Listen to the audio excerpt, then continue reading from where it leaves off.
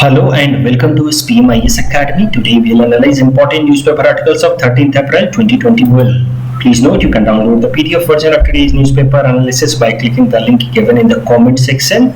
You can download the PDF version of February 2021 magazine from our website spmisacademy.com. You can also join our WhatsApp group through the link given in the description section for more study materials. This is the list of the topics that we'll be covering from today's newspaper. And the first article is taken from editorial segment. It is about Bihu, an intangible heritage of Assam, and this topic is important from our syllabus paper 6 Assam culture point of view. So before I take this topic, I and from entire SPMIS Academy team wish you all a very happy Bihu. साथ ही साथ मैं ये कहना चाहूँगा कि देखिए इस article में तो बिहू के कल्चरल सिग्निफिकेंस को डिस्कस किया है, तो इस आर्टिकल में जो भी इंपॉर्टेंट बातें लिखी हैं बिहू के बारे में वो सब कुछ मैं यहाँ पर डिस्कस करने की कोशिश करूँगा। बट आई नो कि आप सबको मुझसे ज़्यादा ही पता होगा बिहू और उसके कल्चरल सिग्निफिकेंस के बारे में, तो जो भी एक्स्ट्रा इन्फॉर्मेशन आपको समझ आता है, जो आपको पता है, वो आप कॉमेंट सेक्शन में लिख करके बताएं and that will help me in enriching my knowledge about Assam culture. In fact मैंने चिन्मय सर से भी रिक्वेस्ट किया है कि वो बिहू पे एक अलग से एपिसोड बनाए और आप सबसे उसके बारे में डिस्कस करें, क्योंकि बिहू का मौसम आ चुका है। तो समझते हैं इस आर्टिकल में क्या क्या बातें लिखी गई हैं। देखिए आप सबको पता ही होगा कि आसाम के अंदर 3 बिहू फेस्टिवल मनाए जाते हैं, बोहाग बिहू, माघ बिहू, काती बिहू, और 40 से भी ज्यादा रिचुअल्स फॉलो होते हैं इन बिहू सेलिब्रेशंस के अंदर। लेकिन ज्यादातर ये जो रिचुअल्स हैं they are secular in nature. Secular in format की मतलब इनके अंदर किसी भी रिलीजियस, किसी एक पर्टिकुलर रिलीजन का आप इन्फ्लुएंस नहीं देखेंगे। ये जो एक्टिविटीज हैं या रिचुअल्स हैं बिहू के अंदर जो फॉलो होते हैं, सो वो फार्मिंग से रिलेटेड होते हैं। They are with respect to exchange of love and respect, मतलब एक दूसरे से मिलते हैं, एक दूसरे को अपना प्यार बांटते हैं, सम्मान बांटते हैं, we wish for well being of each other. तो इस तरीके की एक्टिविटीज होती हैं, रिचुअल्स होती हैं बिहू के अंदर, और ये ज्यादातर सेकुलर है, मतलब कोई भी रिलीजन का इसमें कोई इन्फ्लुएंस नहीं। और यही कारण है कि ऐसा माना जाता है कि 5000 साल पुराना ये कल्चर है और अलग अलग कास्ट के लोग, अलग अलग बैकग्राउंड, अलग अलग रिलीजन के लोग बिहू फेस्टिवल को साथ मिलकर के मनाते रहे हैं इस असम के हिस्टोरिकल लैंड पे। अब कुछ देखते हैं कुछ कल्चरल एस्पेक्ट्स ऑफ बिहू जो इस आर्टिकल में बताया गया है। जैसा कि मैंने आपको बताया, Bihu celebrated through music, dance. तो जो सॉन्ग्स बजाए जाते हैं, जो गाए जाते हैं बिहू में, उनको कहा जाता है बिहू नाम, और जो डांस जो होते हैं उनको कहा जाता है बिहू नाच, और जो म्यूजिकल इंस्ट्रूमेंट्स यूज किए जाते हैं बिहू सेलिब्रेशन में उनको कहा जाता है बिहू वाद्य। और ऐसा माना जाता है कि there are more than 6000 Bihu नाम, मतलब more than 6000 songs on Bihu. और बोहाग बिहू का तो कुछ ज्यादा ही कल्चरल सिग्निफिकेंस है, जिसको हाल फिलहाल में हम सेलिब्रेट कर रहे हैं इस अप्रैल महीने में। तो बोहाग बिहू के अंदर डांस पे, म्यूजिक पे ज्यादा एम्फेसिस रहता है। इनफैक्ट बोहाग बिहू के अंदर तो ये भी कल्चर रहा है कि रात के टाइम में नेचर के बीचों बीच डांस और म्यूजिक का प्रोग्राम होता है, जिसको राती बिहू कहते हैं। उसके अलावा सेनेही बिहू भी हम सेलिब्रेट करते हैं, और मुझे अच्छे से पता है कि इन सब चीजों के बारे में आपको मुझसे बेहतर पता होगा। So please write and enrich my knowledge as well. अगर बिहू की बात की जाए तो जैसा कि मैंने आपको बताया 3 बिहू सेलिब्रेट होते हैं, सबका अपना अपना कुछ स्पेसिफिक एस्पेक्ट बता देता हूँ तीनों बिहू का। बोहाग बिहू, जिसको कहते हैं रोंगाली बिहू भी, this is celebrated from the last day of the month of सो। तो असमीज कैलेंडर के हिसाब से ये मंथ सो जब खत्म हो जाता है तो उसके बाद जो अगला बोहाग मंथ शुरू होता है, उसके स्टार्टिंग के 7 दिनों पे बोहाग बिहू मनाया जाता है। और उसके अलावा होता है काती Bihu, that is celebrated in October month. And as this bihu celebrated amidst crisis, this bihu is also known as Kongali bihu, और इस बिहू में तुलसी प्लांट की पूजा होती है। उसके अलावा तीसरा होता है Magh Bihu. Magh Bihu is celebrated just after harvesting season in fact in January, इसीलिए इसको हम लोग भोगाली बिहू भी कहते हैं, क्योंकि यहाँ पे बहुत सारा खाना पीना होता है। अभी बोहाग बिहू के बारे में और डिटेल में बात करते हैं, क्योंकि बोहाग बिहू का सीजन भी आ चुका है और बोहाग बिहू सबसे ज्यादा कल्चरली सिग्निफिकेंट भी माना जाता है। तो बोहाग बिहू मैंने आपको बताया 7 दिन मनाया जाता है, 7 दिन अलग अलग रिचुअल्स फॉलो होते हैं। तो 7 दिन का रिचुअल एक करके देखते हैं। सबसे पहले दिन गोरू बिहू होता है, मतलब वर्शिप ऑफ काउ। फिर मानु Bihu where people take blessing from elders, फिर गोसाई Bihu where people offer prayers in the नाम घर्स and take part in नाम प्रसंग, स्नेही Bihu where Assamese weaver wash and clean their handlooms, नंगोल Bihu where farmers clean their agricultural equipments and prepare it for upcoming activities, मेला बिहू यहाँ पे लोग घूमने जाते हैं मेला में, they have जलपान outside, उसके लास्ट दिन होता है सेरा Bihu where people wrap gamosa on banyan tree to bid goodbye to Bohag Bihu. उसके अलावा जो अलग अलग म्यूजिकल इंस्ट्रूमेंट्स इस्तेमाल होते हैं बिहू डांस के दौरान वो है जैसे बनही, टोका, खोल, पिपा, गोगोना, ताल, ढोल, तो ये सब अलग अलग म्यूजिकल इंस्ट्रूमेंट्स हैं जो बिहू के टाइम में इस्तेमाल किए जाते हैं। अब करंट डेवलपमेंट देख लेते हैं जरा बिहू बोहाग बिहू को लेकर के। जैसा कि मैंने आपको बताया कि बोहाग बिहू कल्चरली सबसे सिग्निफिकेंट माना जाता है और यही कारण है कि अब एक ऐसी प्रोसेस स्टार्ट की गई है जिसके अंतर्गत बोहाग बिहू को यूनेस्को के इंटेंजिबल कल्चरल हेरिटेज लिस्ट में शामिल करने का प्रोसेस स्टार्ट कर दिया गया है। देखिए इनफैक्ट हुआ क्या है कि एक ऑर्गेनाइजेशन है international council on monuments and sites, इसने रिकमेंड किया है कि Bohag Bihu of Assam should be included in intangible cultural heritage list of UNESCO. समझते हैं इस ऑर्गेनाइजेशन के बारे में जिसने ये रिकमेंडेशन दिया है, international council on monuments and sites. It is a non governmental organisation, एक इंटरनेशनल एनजीओ है और इसके अलावा दो और ऑर्गेनाइजेशन है, मतलब टोटल 3 ऐसे ऑर्गेनाइजेशंस हैं जो मिल करके यूनेस्को को रिकमेंड करते हैं कि कौन कौन से हेरिटेजेस हमें हेरिटेज साइट्स में या हेरिटेज कल्चरल हेरिटेज में इंक्लूड किए जाने चाहिए। तो ये 3 ऑर्गेनाइजेशन जो मिल करके हेरिटेज के बारे में सजेशन देते हैं, रिकमेंडेशन देते हैं यूनेस्को को और फाइनल डिसीजन यूनेस्को लेता है ऑफ कोर्स। तो ये 3 ऑर्गेनाइजेशंस का नाम एक एक करके देख लेते हैं। पहला ऑर्गेनाइजेशन है जो मैंने डिस्कस किया जिसने बोहाग बिहू को सजेस्ट किया है, international council on monuments and sites. दूसरा है IUCN, international union for conservation of nature, और तीसरा international centre for study of preservation and restoration of cultural property. तो ये 3 ऑर्गेनाइजेशन मिलकर के सजेशन देते हैं यूनेस्को को कि कौन कौन से एक्टिविटीज को या कौन कौन से साइट्स को कल्चरल हेरिटेज की तरह हमें प्रिजर्व करके रखना चाहिए, और इसमें से एक ऑर्गेनाइजेशन ने बोहाग बिहू का नाम रेकमेंड कर दिया है। The next article is taken from international segment. It is about refugees policy of India. This topic is important from our syllabus paper 3 international relations point of view.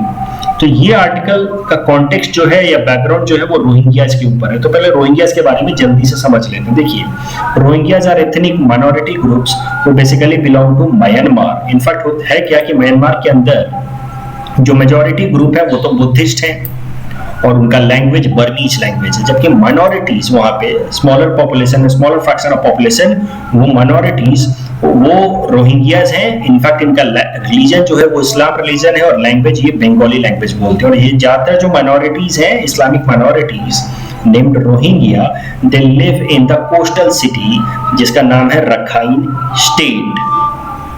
तो चूंकि दोनों ही जो कम्युनिटी इनके बीच में कल्चरल डिफरेंस है और इस कारण से काफी ज्यादा कन्फ्लिक्ट भी होता रहता है। और चूंकि ये जो कम्युनिटी है बुद्धिस्ट कम्युनिटी है मेजॉरिटी में है तो वो बहुत बार सप्रेस करती है, एट्रोसिटीज कमिट करती है अगेंस्ट रोहिंग्याज। और यही कारण है कि Rohingyas are forced to move out of this Rakhine province because of the atrocities committed by the majority Buddhist community of Myanmar. In fact चूंकि म्यांमार के अंदर तो मेजॉरिटी बुद्धिस्ट है तो उनके ही प्रो गवर्नमेंट भी बनी है, प्रो बुद्धिस्ट गवर्नमेंट भी है म्यांमार के अंदर। और म्यांमार ने 1982 में एक कानून लाया, सिटीजनशिप से रिलेटेड लॉ लाया, 1982 बर्मीज सिटीजनशिप लॉ।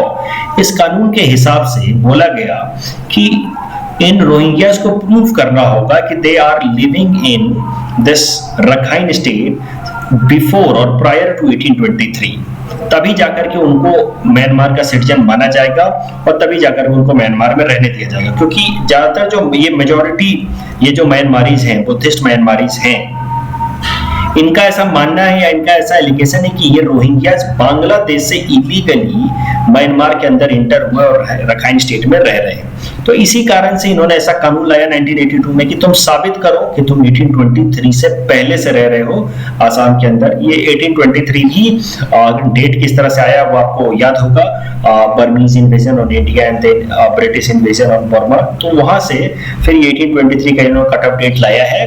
तो इन्होंने बोला कि इससे पहले इस कानून के हिसाब से, बर्मी सिटीजनशिप लॉ के हिसाब से उन्होंने बोला कि आप साबित करो कि आप इससे पहले से इस एरिया में रह रहे हो, तभी जाकर के आपको म्यांमार का सिटीजन माना जाएगा, otherwise you will be considered as an illegal refugee and you will be forced to move out. और नेचुरल सी बात है कि लगभग 200 साल पहले से आप एक जगह पे रह रहे हैं, आपके लिए साबित कर पाना लगभग इम्पॉसिबल हो जाएगा। आप मतलब आपके एंसेस्टर्स 200 सालों पहले से यहाँ रह रहे हैं, it becomes almost impossible for you to prove this, and that is why most of Rohingyas have failed to prove that they have been residing in this Rakhine state for more than 200 years, and that is why they have been declared illegal immigrants in their own home state itself, that is Rakhine state of Myanmar।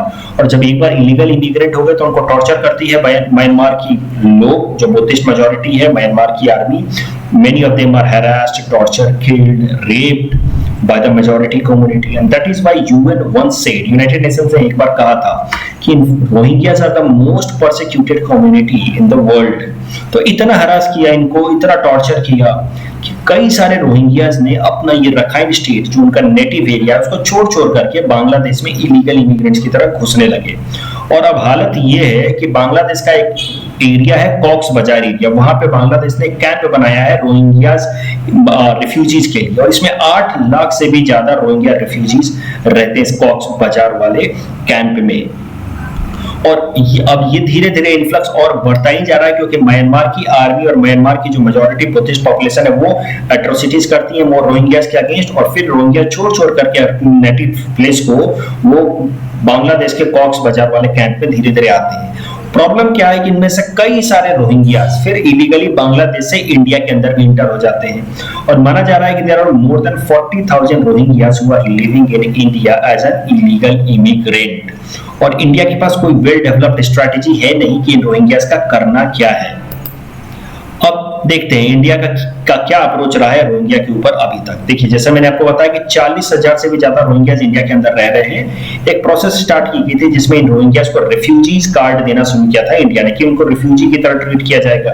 लेकिन many Rohingyas are living in detention centre as well, क्योंकि बहुत सारे Rohingyas को illegal immigrant की तरह treat किया जाता है। तो सबसे पहले अब करंट डेवलपमेंट को समझने के लिए हमें समझना होगा difference between the two terms illegal immigrant and refugees. देखिए, refugees वो लोग होते हैं who are forced to leave their home country because of war, environmental disaster, political persecution और religious और ethnic intolerance। तो किसी एट्रोसिटी के कारण अगर किसी इंसान को फोर्स किया जाता है कि वो अपनी जगह को छोड़ करके किसी दूसरे कंट्री में माइग्रेट हो जाए, तो उनको हम कहते हैं रिफ्यूजी। इसी को हम लोग कहते हैं पुश फैक्टर भी, कि उसको पुश किया जा रहा है अपने जगह को छोड़ करके किसी दूसरे जगह जाकर के रहने के लिए। जबकि इलीगल इमिग्रेंट्स वो होते हैं जो अपने देश को छोड़ करके, अपने जगह को छोड़ करके जानबूझ के दूसरे जगह जाते हैं in order to have better life and better economic opportunities. तो इसको हम लोग कहते हैं पुल फैक्टर, कि जो दूसरा जगह है जहां इन्होंने माइग्रेट किया है वहां वो उनको पुल कर रहा है, और इस कारण से वो वहां पे मूव किया है इन्होंने। जो इलीगल इमिग्रेंट्स हैं इनको फिर कोई भी कंट्री सपोर्ट नहीं करता है, लेकिन रिफ्यूजीज को सपोर्ट करने के लिए कई सारे सरकारों की अपनी पॉलिसी है कि रिफ्यूजीज अगर आएंगे हमारे देश में ह्यूमैनिटेरियन ग्राउंड पे हम उनको वापस नहीं भेजेंगे, लेकिन इलीगल इमिग्रेंट्स को तो फिर वापस भेजा जा सकता है। उसके लिए कोई सरकार पॉलिसी नहीं रखती, क्योंकि इसके कारण अगर इलीगल इमिग्रेंट्स को भी हम सपोर्ट करने लगे तब तो बहुत सारे लोग हमारे देश में आ जाएंगे और उस कारण से इंफ्रास्ट्रक्चरल स्ट्रेस आने लगेगा। अब मुद्दा यह है कि हमारे देश के अंदर 40,000 से ज्यादा रोहिंग्यास हैं। अब वो रोहिंग्यास रिफ्यूजी हैं कि इलीगल इमिग्रेंट्स हैं, इसको लेकर के भारत सरकार की कोई क्लियर कट पॉलिसी नहीं है। एक बार के लिए 14,000 लोगों को हमने रिफ्यूजी कार्ड दिया था कि भाई ये रिफ्यूजी हैं, मतलब सताए हुए लोग हैं, देश के अंदर रह रहे हैं, लेकिन ऐसे कई सारे रोहिंग्यास हैं जिनके पास इस तरह का कोई कार्ड भी नहीं है, तो technically they have become an illegal immigrant. और इलीगल इमिग्रेंट को कैप्चर करके उनको डिटेन करके और डिटेंशन सेंटर में रखने का प्रोविजन है, और डिटेंशन सेंटर में रखने के बाद उनको वापस उनके अपने देश में डिपोर्ट करने का प्रोविजन है हमारे देश में according to foreigners act of 1946। तो अब करंट न्यूज पे आते हैं, करंट डेवलपमेंट पे आते हैं। 300 रोहिंग्यास को पकड़ा गया, लगभग 300 Rohingyas were captured in Jammu and Kashmir. और इन रोहिंग्यास ने फिर क्लेम किया कि वो म्यांमार से बांग्लादेश आए, फिर बांग्लादेश से इंडिया में आए because they were harassed persecuted in Myanmar. तो मुद्दा यह है कि these Rohingyas were claiming that we are refugees, लेकिन फिर इनका केस पहुंचा सुप्रीम कोर्ट में और सुप्रीम कोर्ट ने माना कि ये रिफ्यूजीज नहीं है, ये इलीगल इमिग्रेंट्स, और इस कारण से इनको फॉरेनर्स एक्ट 1946 के अंतर्गत इनको डिटेंशन सेंटर में रखा जाना चाहिए और बाद में इनको इनके अपने देश डिपोर्ट कर दिया जाना चाहिए। तो ये है करंट डेवलपमेंट। अब जरा समझते हैं कि इंडिया की क्या पॉलिसी है with respect to refugees. Illegal immigrants के लिए तो पूरे दुनिया भर में कोई पॉलिसी नहीं है, कोई देश इलीगल इमिग्रेंट को तो देखो सपोर्ट नहीं करता। आपको किसी दूसरे देश में जाकर के काम करना, इकोनॉमिक एक्टिविटी करनी है तो आप इलीगल तरीके से जाएं, जो उसके कानून है उसको फॉलो करें, फिर जाएं। बिना उसके फॉलो किए हुए, जैसे आपको यूएस जाना है, पढ़ाई करनी है, आप नौकरी करनी है तो आप H1B वीजा लें, तमाम जो नॉर्म्स है वो करें। बिना वो किए अगर आप चोरी छुपे घुसते तो आप इलीगल इमिग्रेंट हो और आपके लिए कोई सपोर्ट नहीं है। लेकिन इलीगल इमिग्रेंट के लिए पूरी दुनिया भर में सपोर्ट नहीं, इंक्लूडिंग इंडिया। लेकिन रेफ्यूजीज के लिए बहुत सारे देशों ने एक कन्वेंशन साइन कर रखा है, यूनाइटेड नेशन का कन्वेंशन है जिसका नाम है वियना कन्वेंशन ऑन रेफ्यूजीज 1951। लेकिन इंडिया ने ये कन्वेंशन साइन नहीं कर रखा। तो समझते हैं वियना कन्वेंशन है क्या। वियना कन्वेंशन ऑफ 1951 और उससे रिलेटेड एक प्रोटोकॉल है ऑफ 1967। तो Vienna convention has given forward the principle of non-refoulement। non-refoulement का मतलब ये है सरल शब्दों में कि अगर कोई देश A है और इस देश से कुछ एक लोग अपना देश छोड़ करके दूसरे देश में जा रहे हैं B में, और अपना देश ये इसलिए छोड़ रहे हैं क्योंकि A के अंदर इनको हरास किया जा रहा है किसी भी कारण से, रिलीजियस ग्राउंड पे या कम्युनिटेरियन ग्राउंड पे, किसी कारण से कम्युनल ग्राउंड पे इनको हरास किया जा रहा है, तो ये अपना देश छोड़ करके कंट्री B में जा रहे हैं, तो दे आर रिफ्यूजीज। और अगर ये कंट्री B वियना कन्वेंशन का सिग्नेटरी है तो फिर ये कंट्री बी इन लोगों को फोर्स नहीं करेगा, it will not send them back to country A, it will allow these people, these refugees to live और रिसाइड इन कंट्री बी। यह है प्रिंसिपल ऑफ नॉन रिफाउलमेंट, मतलब इनको वापस से भेजा नहीं जाएगा, they should not be return. अब वियना कन्वेंशन 1951 और इसको इंप्लीमेंट करने के लिए प्रोटोकॉल ऑफ 1967। तो कन्वेंशन और प्रोटोकॉल के बीच का अंतर भी मैं थोड़ा बता देता हूं। देखिए, दुनिया भर की सरकारें मिलकर के कन्वेंशन अग्री करती है कि ठीक है हम ऐसा ऐसा ऐसा ऐसा करेंगे। कन्वेंशन मतलब प्रिंसिपल होता है, मतलब कन्वेंशन इन जनरल बाइंडिंग नहीं होता है क्योंकि कन्वेंशन के अंदर वेल डिफाइंड फीचर्स नहीं होते हैं कि ऐसा ऐसा एग्जैक्टली करना है। मतलब एक बात ये हो गई कि सड़क पे आपको बाइक अच्छे से चलाना है, गाड़ियां अच्छे से चलानी है, ट्रैफिक का नियम वॉयलेट नहीं करना है, एक बात तो ये हो गई। दूसरी बात होगी कि एग्जैक्टली कि इस स्पीड से ज्यादा चल रहा होगा, 80 से ज्यादा चल रहा होगा तो फाइन लगेगा, कितना फाइन लगेगा, तो दूसरी बात वो होगी, मतलब एग्जैक्ट टेक्निकल डिटेल्स। तो वैसे ही इंटरनेशनल नॉर्म्स में भी जो मोटे मोटे नॉर्म्स होते हैं, मोटी मोटी बातें होती हैं, उसके लिए कन्वेंशन होता है और यही कारण है कन्वेंशन बाइंडिंग नहीं होता। लेकिन इस कन्वेंशन को इंप्लीमेंट करने के लिए फिर प्रोटोकॉल साइन किए जाते हैं, मतलब एग्जैक्ट टेक्निकल डिटेल्स, और प्रोटोकॉल्स फिर बाइंडिंग होते हैं because they are technical and exact in detail. और वियना कन्वेंशन ऑफ 1951 के लिए फिर एक प्रोटोकॉल साइन किया गया था 1967 में। अब इंडिया की अगर बात की जाए तो देखो, इंडिया की अपनी डोमेस्टिक तो कोई पॉलिसी है नहीं रिफ्यूजीज को लेकर के कि रिफ्यूजीज को रखेंगे या रिफाउल करेंगे। उसके अलावा India is neither signatory of this international convention not it is signatory of this protocol of 1967। तो ये जो यूनाइटेड नेशन रिफ्यूजीज कन्वेंशन है, जिसको दूसरे शब्दों में वियना कन्वेंशन कहते हैं, हमने इसको साइन नहीं कर रखा है। समझते हैं आखिर इंडिया ने इसको साइन क्यों नहीं कर रखा है। तो इंडिया का आर्गुमेंट है कि देखिए, साउथ एशिया का बॉर्डर काफी पोरस है। पोरस मतलब आराम से लोग एक कंट्री से दूसरे कंट्री में जा सकते हैं क्योंकि बॉर्डर को गार्ड करने के लिए अभी तक हमारे पास वो इंफ्रास्ट्रक्चर डेवलप्ड नहीं है। एक तो बहुत लंबा बॉर्डर है और रग्ड टेरेन है, कहीं पहाड़ी है, कहीं नदियां, और इसी कारण से लोग चोरी छुपे आराम से एक कंट्री से दूसरे कंट्री में जा सकते हैं। और पोरस बॉर्डर होने के कारण, और चूंकि इंडिया इकोनॉमिक हब है पूरे साउथ एशिया का, मतलब economically we are the most forward country, most developed country, तो नेचुरली जो आसपास के सराउंडिंग कंट्रीज है वहां पे लोग इंडिया के अंदर इलीगल इमिग्रेंट्स की तरह इलीगल तरीके से घुसने की कोशिश करेंगे for opportunities, economic opportunities in India, and this will lead to infrastructural stress, economic burden and demographic shift. Demographic shift मतलब जिस तरह का कल्चर है उसमें अंतर आने लगे। फॉर एग्जांपल असम के अंदर भी तो मेन इशू यही है कि असमीज कल्चर धीरे धीरे कम हो रहा है, सप्रेस हो रहा है because of illegal refugees from और इलीगल इमिग्रेंट्स फ्रॉम बांग्लादेश। तो डेमोग्राफिक शिफ्ट होने लगेगा। तो इन सब कारणों से इंडिया ने कमिटमेंट नहीं की है और ये कन्वेंशन साइन नहीं किया, लेकिन साथ ही साथ इंडिया ये भी कहता है कि हमने भले ये कमिटमेंट ना किया हो, ये कन्वेंशन ना साइन किया हो, लेकिन हम ह्यूमन ग्राउंड पे हम रेफ्यूजीज को कभी भी बाहर नहीं भेजेंगे, हम उनको अपने देश में शेल्टर देंगे, लेकिन हम कोई इंटरनेशनल कमिटमेंट नहीं कर सकते, हम पूरी तरह से अपने आप को कमिट नहीं कर सकते सीए एग्रीमेंट साइन करके। तो हम रेफ्यूजीज को शरण देंगे but we will not make any commitment.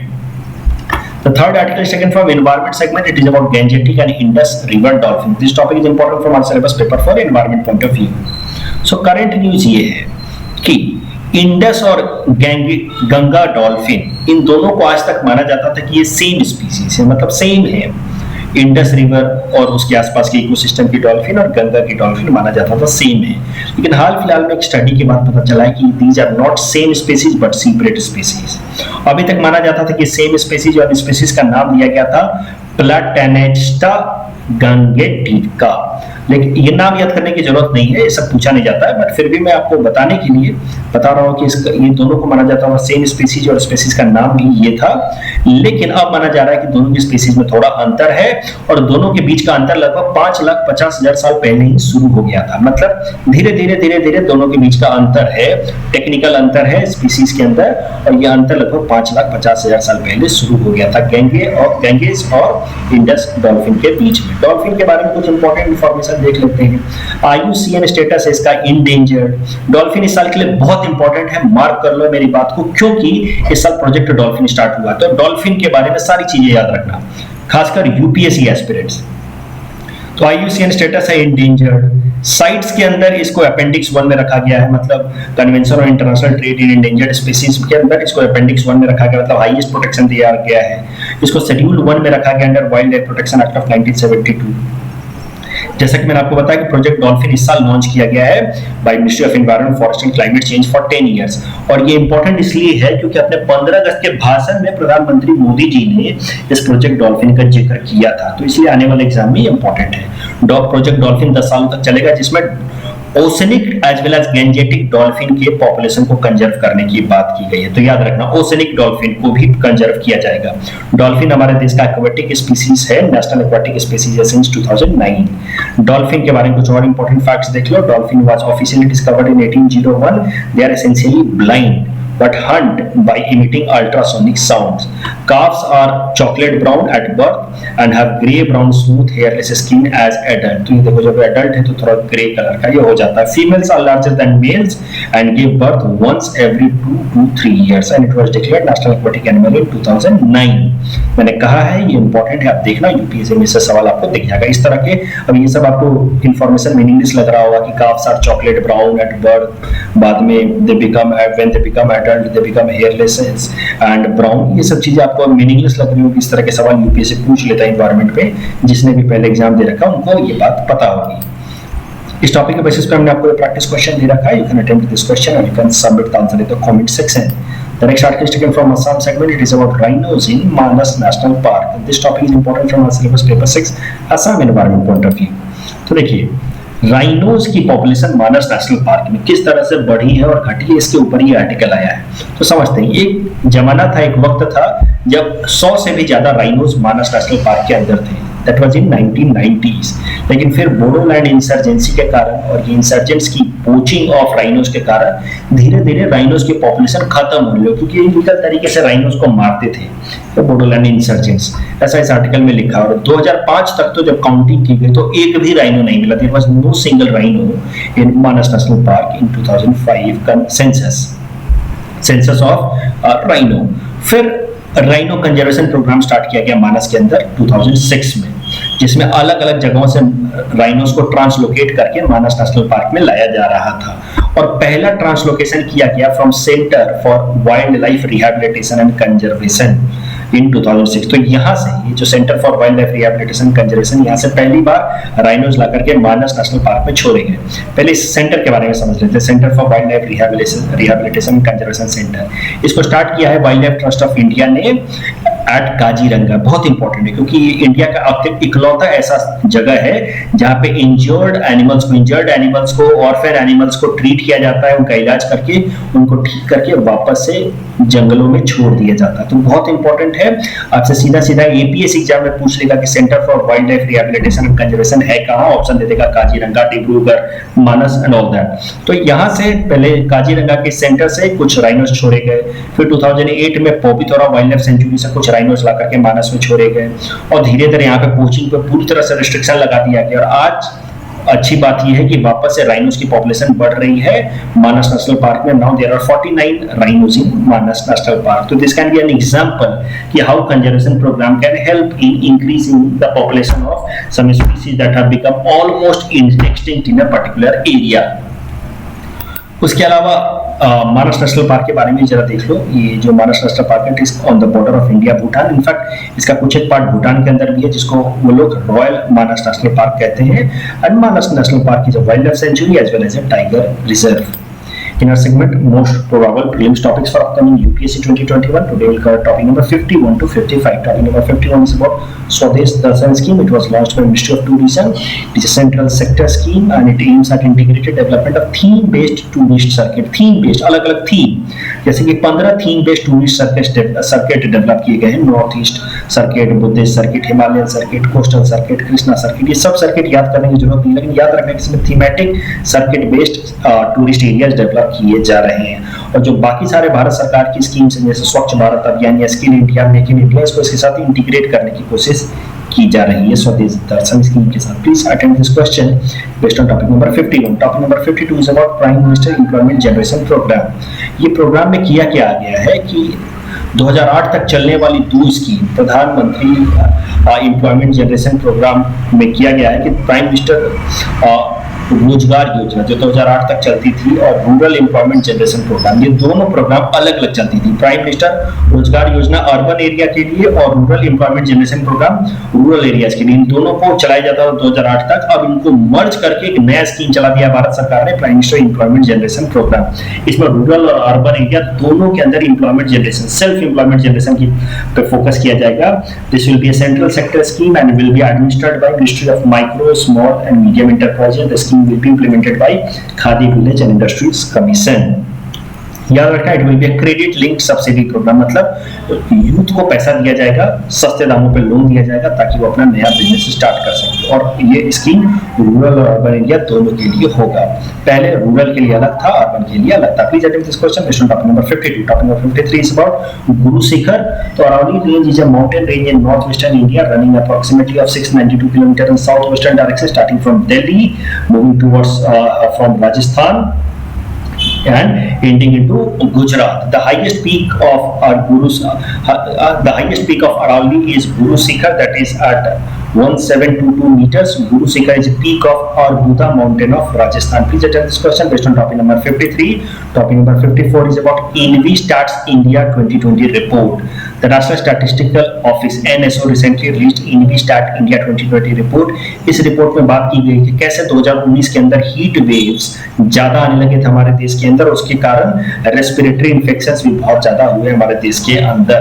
मतलब याद रखना कि ये रिपोर्ट पब्लिश किसने की और इसमें बात किन किन मुद्दों पे की गई है, हीट वेव्स पे और रेस्पिरेटरी इन्फेक्शंस पे बात की गई है। Please attend this question based on topic number 54. Topic number 55 is about Island Development Agency. The government of India has constituted an Island Development Agency as an apex body under chairmanship of Honorable Home Minister in 2017, which has mandated Niti Aayog to steer the holistic development of island program. India has about 1,382 offshore identified islands. The developmental potential of these islands and maritime resources have been accorded high priority under this Island Development Agency program. Please attend this question based on topic number 55. This is answer question number 46 to 50 that we had given in yesterday's newspaper analysis. Today's question can be attempted by students, so you can submit the answer in the comment section. We'll be sending answer to these questions in tomorrow's newspaper analysis. जो practice question दिया उसका answer देख लेते हैं। Begging is a criminal offence pan-India. This is wrong. Not pan-India. It is a criminal offence in few states. And the law to criminalize begging was passed by Parliament in 1959. Again, wrong. It was passed by Bombay Province in 1959. So the correct answer will be option D, none. Second question was about Thawite Glacier. It is located in West Antarctica. Absolutely correct. It is world's largest glacier. This is wrong. Okay, world's largest glacier is Lambert Fisher Glacier in Antarctica. It is also known as Doomsday Glacier because of the rate at which it is melting. Again, correct. So the correct answer will be option C, 1 and 3 only. That's all from our side for today. Thanks for watching.